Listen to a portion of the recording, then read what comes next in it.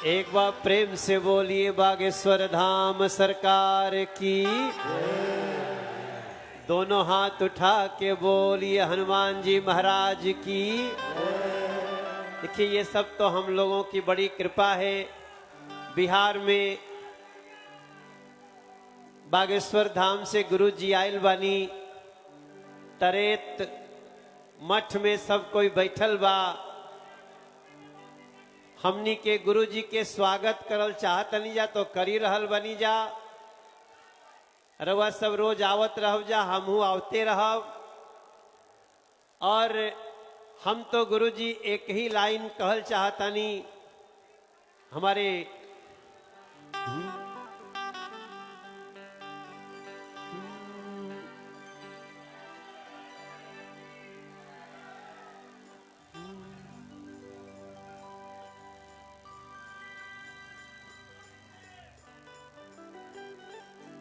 बड़ी कृपा से आइल बाई मौसम यह बिहार में।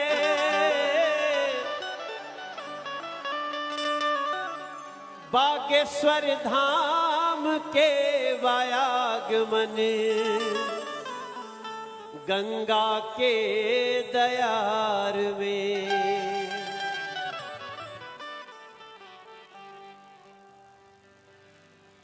हो जिया हो बिहार के लाला, जिया तू 1000 साला। अरे जिया हो बागेश्वर वाला, जिया 10,000 साला। जिया हो नौबतपुर के नौनिहार।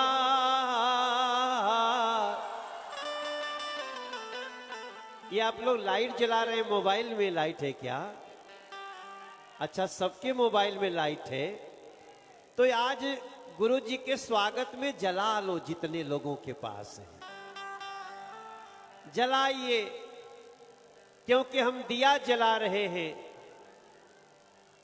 कि जला लो दीप पाली में मेरे सरकार आए।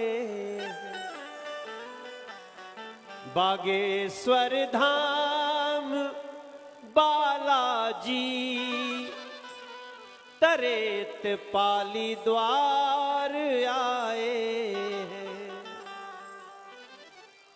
बुला लो सारे भक्तों को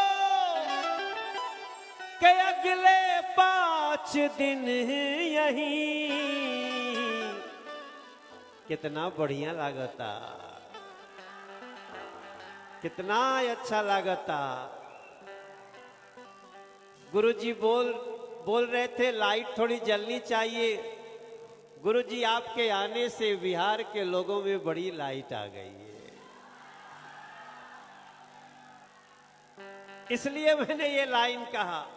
हो जिया हो बिहार के लाला, जिया तू 1000 साला। हर जिया हो बागेश्वर वाला, जिया 10,000 साला। जिया तू 1000 तनी धूमधाम से, तन झूम झाम के।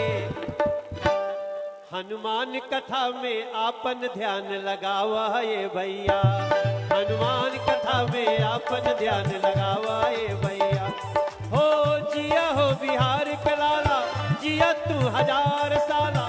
जिया हो तू घोर भुआला, जिया जिया दार वाला। जिया तू 1000 तनी धूमधाम से, तनी झूम झाम के। दोनों हाथ उठा के हनुमत जय तू मनावाए भैया। दोनों हाथ उठा के हनुमत जय तू मनावाए।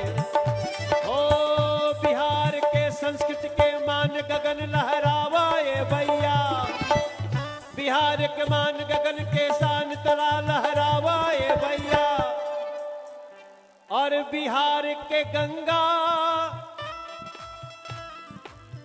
बिहार के गंगा और मिथिला संस्कृति जगावा ये भैया।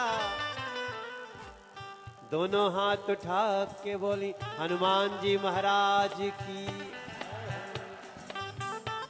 तन धूम धाम से तन झूम झाम के, तन धूम धाम से तन झूम झाम के, हनुमत के कथा के मान गगन लहरावाए भैया। दौड़ल दौड़ल अपने दौड़ल दौड़ल अपने माटी का मान जगावाए भैया। अपने बागेश्वर के अपने बागेश्वर से बिहार का मिलन करावाए भैया। हो जिया हो बिहार के लाला, जिया तू 1000 साला, जिया तू 1000 तनी धूमधाम। दोनों हाथ उठा के बोली हनुमान जी महाराज की। हम यहाँ पे जितना लोग आयल बा, गिरिराज भैया आयल बनी, अभी राम कृपाल जी कि तो नहीं के क्षेत्र सांसद यहाँ से वही बानी वहां के। और देखो पूरे बिहार में एगो मैसेज जाए के चाहिए भैया। इस कार्यक्रम में बिहार के एक एक व्यक्ति का स्वागत है। हमारे राजशेखर भाई है, ए राजशेखर, इनके लिए ताली जरूर बजाइए, बड़ा मेहनत किया गुरुजी। ये राजशेखर जी जब ये कथा गांधी मैदान से आगे बढ़ा दी गई तो ये बड़े परेशान थे।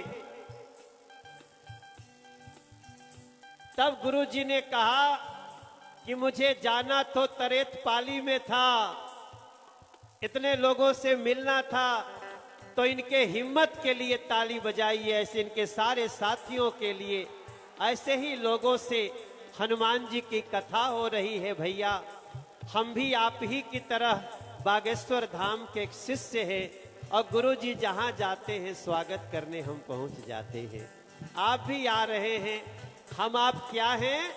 हम लोग गुरु भाई हैं। हम लोग क्या हैं? हम लोग क्या हैं? और जो बहनों के लिए हम सब गुरु शिष्य परंपरा के भाई बहन हैं। आप लोगों को थोड़ा जगह की कमी पड़ रही है, फिर भी हम लोग कोशिश करेंगे सब व्यवस्था हो जाए। जो एलईडी नहीं चल रहा है, हम लोग आज रात से सारी व्यवस्था बदलेंगे और कल से आपको कोई तकलीफ नहीं होगी, आपको विश्वास दिलाते हैं। आप सबको बहुत बहुत धन्यवाद।